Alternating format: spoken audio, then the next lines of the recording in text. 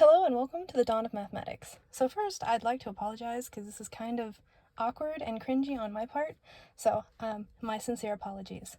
But let's get into it. So this is The Dawn of Mathematics by Leah Orr. The earliest form of mathematics discovered was counting, and it dates all the way back to the Stone Age. The Paleolithic civilization is divided into three subdivisions of time: the lower period, the middle period, and the upper period.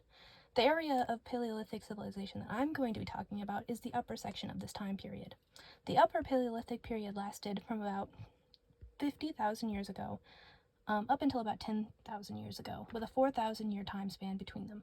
The first signs of mathematics were discovered in the Upper Paleolithic society in the form of bones found in Africa that dated all the way back to about 30,000 years ago.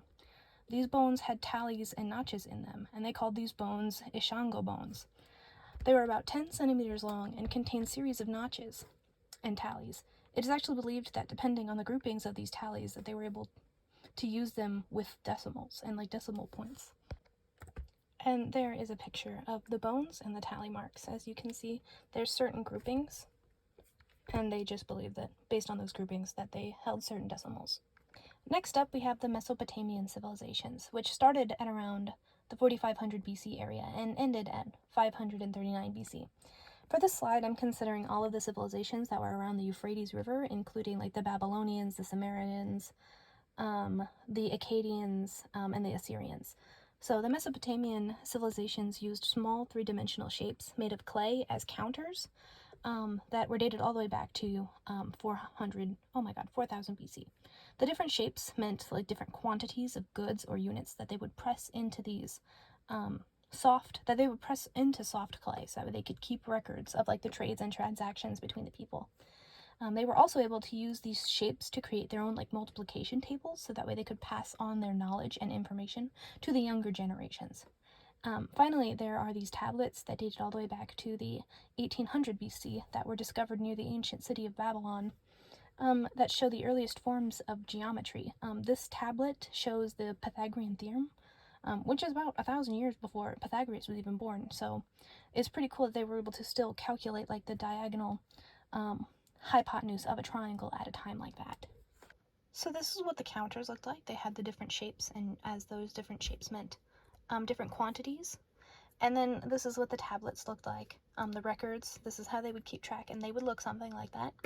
And then this is the Babylonian tablet that had the Pythagorean theorem on it. So following the Mesopotamians is the ancient Egyptian civilizations, which spans from about 1300 BC to 332 BC.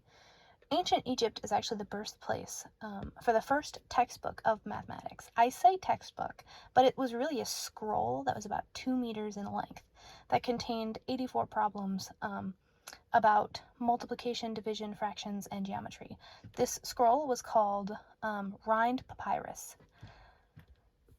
The Egyptians, like the Mesopotamians, liked to keep records of their grains and rice yields and keep track of how much they would harvest on hieroglyphs. The ancient Egyptians used a base number 10 for their numeral system and their mathematical problems expressed on their hieroglyphs. The hieroglyphs consisted of different lines and arch-like symbols that were used for their multiplication and division. So I actually found this really cool site that I'll open up for you, but it actually goes through and it shows you the basic symbols that were used on these hieroglyphs, and they basically just dumb it down for you. So it shows you the different lines and how the arches, and based on how the lines and arches added, they would give you an answer with more lines and arches.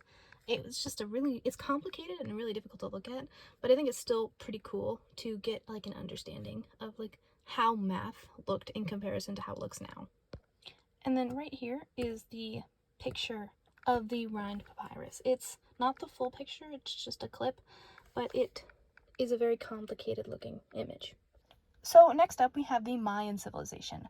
So the Mayans were a much more advanced mathematical society, and they were able to create their own accurate calendar based on the solar and lunar cycles that they were seeing. The Mayans understood the concept of zero, which contributed to the calendars. They understood that a person could have nothing, that there was, in fact, not just 1 or -1, that there was, in fact, something in between there. And they just didn't have a way to show that. So they created their own symbol. And their symbol looked more of like a shell in their texts and their hieroglyphs that really showed the concept of zero for them and their people. And this zero allowed them to calculate larger numbers and like make astrological predictions for the movement of the celestial bodies like the sun and the moon. The Mayan civilizations used a base number 20 numeral system, or something called a vigesimal system. This ancient civilization lasted from about 1800 BC to 250 AD with multiple contributions to mathematics. So next up we have the Roman civilization, and this civilization works a little bit differently than the other civilizations do that I went over. This civilization started in 27 BC and ended in about 476 AD. So the Romans, they didn't contribute very much to the understanding of theoretical mathematics like the other civilizations did before them. But the Romans were very, very good at using math. And they were able to apply the mathematics of the other civilizations to create these better architecturally designed buildings. And as well as use like structural and mechanical engineering to create these long-standing aqueducts. And so these aqueducts, they took a lot of time and a lot of math, and the design and building of these aqueducts allowed the Roman cities to no longer need to be built by water. They could build these cities and bring the water to them. The Romans, like the Mesopotamians, used a base 10 numeral system. And created the Roman numerals to simplify their addition and subtraction problems. The actual symbols for the Roman numerals are derived from the Latin alphabet. I for 1, V for 5, X for 10, L for 50, C for 100, D for 500, and M for 1000.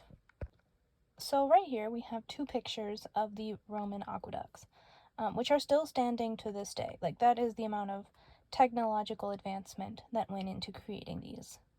The Aztec civilization is the last one on my list of ancient societies. The Aztecs lived in what is now modern-day Mexico, and they inhabited that area from 1325 AD to about 1521 AD. The Aztecs took a page from the Mayans' book and created their own Aztec calendar. However, this calendar had 13 months of 20-day intervals. This left them with an extra unlucky 5-day period, which they called Nemontami, which means wasted days. The Aztecs, like the Mayans, used a vigesimal number system and used 20 as their base number instead of 10. Their numbers were made up of a series of dots being 1 and bars being 5. They also had numeral systems for 20 and its various multiples. And they used their own unique unit of measurement, which they called land rods. So these linear measurements were about 2.5 meters in length. So I also couldn't find any pictures of the land rods, but here is one picture of the Mayan calendar, and here is another one of the same thing.